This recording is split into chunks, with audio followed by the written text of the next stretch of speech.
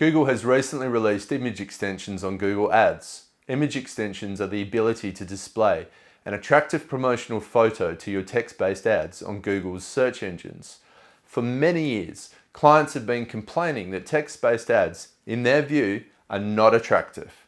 The tables have now turned with the massive ability to spice up your Google Ads with the power of Imagery. In the several weeks that have passed since they rolled out in Australia, our clients have seen a significant increase in their click-through and engagement rates. Not all accounts are eligible in Australia, and Google says that you must meet 3 criterium to use image extensions. These are: 1. Your account has been open for more than 90 days. 2.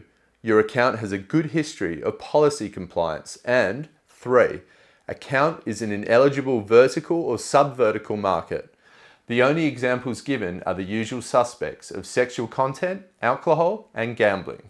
Of course, simply enabling image extensions in your Google Ads account isn't a guarantee for success. Images must meet the quality standards of Google Ads.